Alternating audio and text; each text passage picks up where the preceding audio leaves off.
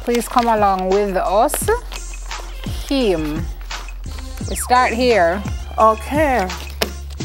With a Jamaican, where are we? Jamaican dress designer, is that where we're starting? 1. Yes. Apparently 2. so. 3. My word. If I don't mix up, then nothing don't mix up. A Jamaican designer's dress has gone to the Rock and Roll Hall of Fame. Her name is Hope Wade, and she's always had big dreams. She's a Jamaican-born fashion designer. She's been designing for over 20 years, and she was one of the top 3 finalists in Project Runway in 2015. I did not know this. In an interview with the Gleaner, she described the surreal story that led to the historic recognition, which began, she says, in a very mundane way. This young lady went to Alpha, or the Mercy Alpha Academy, said she was watching the Wendy Williams show, on which the Academy Award, Grammy winner, and Rock and Roll Hall of Fame inductee Darlene Love was a guest. Love was promoting her new film, 20 Feet from Stardom. Says Wade, she had on a really nice pair of shoes, and then they panned up to her dress, and I said, oh my God, that dress looks like something from a tailor shop. Oh yeah, I say. So she called her and left a message and said, your shoes are outstanding, but that dress.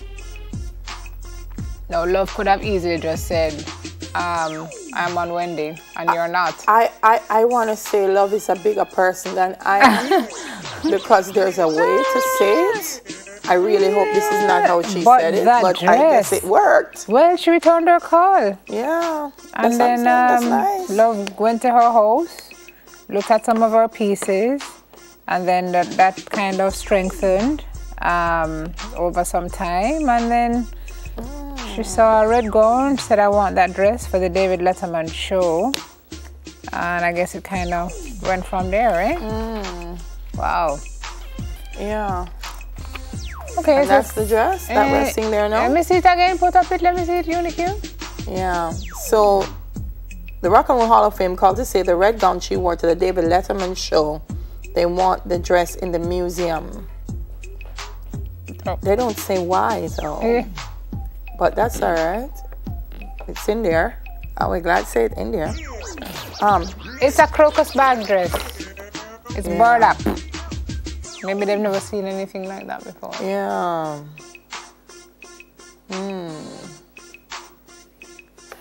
Yeah. Nice. Congrats, Hope. Yes. That's good. Congrats. This one, I don't know how to feel about it. It says over 200 basic schools operating illegally. And that comes to us from the Early Childhood Commission. They say 253 are doing so. Tanisha Miller, who is their community relations manager, says this number could be greater, as it is impossible to know definitively because sometimes people transform homes into basic schools. She says they've not applied for registration, which means they're operating illegally. Has all sorts of implications, eh?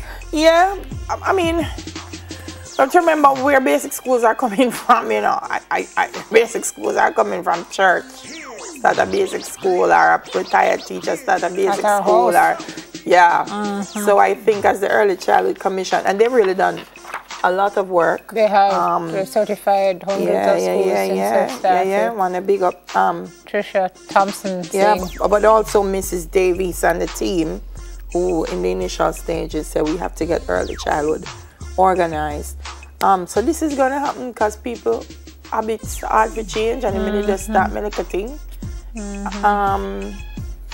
So she's hoping that the ECC will register the schools. Of course, registration comes after they meet the 12 operating standards, which she said can be costly, but the Commission is mandated to assist early childhood institutions with cash and kind to meet those requirements. So the 12 standards range from staffing to interaction with staff, children, physical environment, developmental and educational programs, health, indoor and outdoor equipment, safety, nutrition, child rights, and child protection. So I'm going to say to early childhood, and maybe they've done it, I don't know, but I think this is a part of it that the schools need to be a little bit more comfortable with.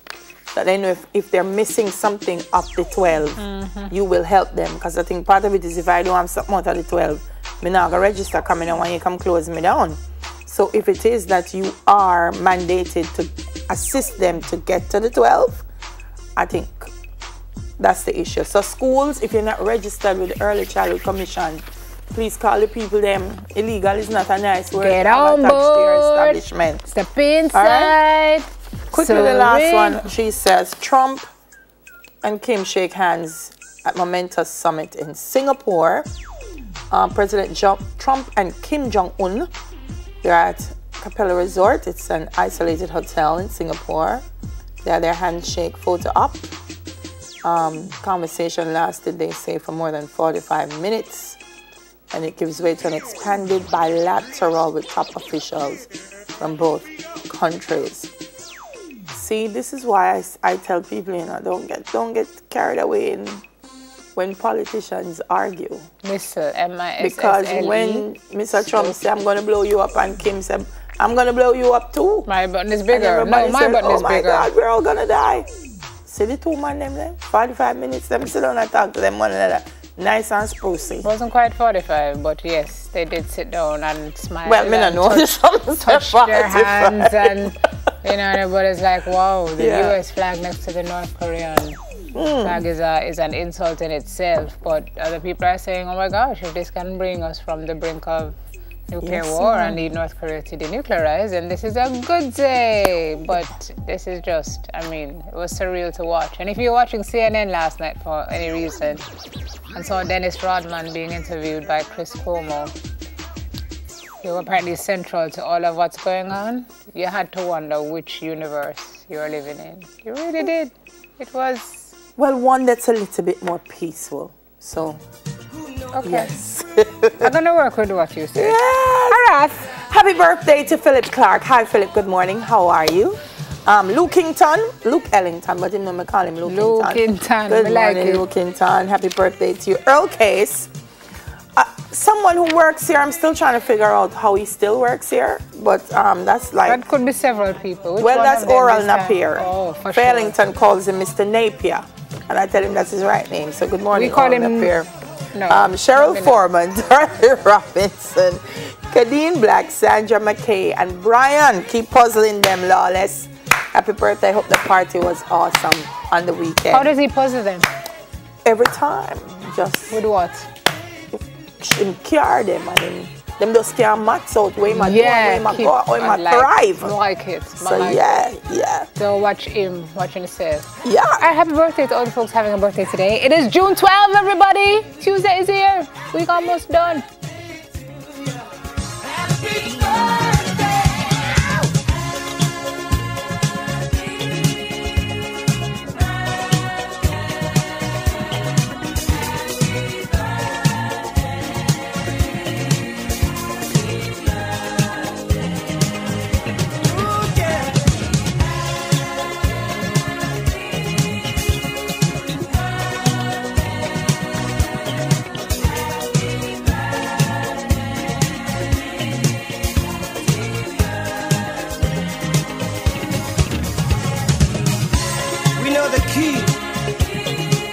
Of all people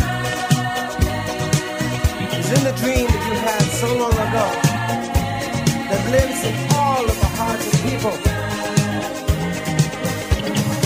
who believe in unity.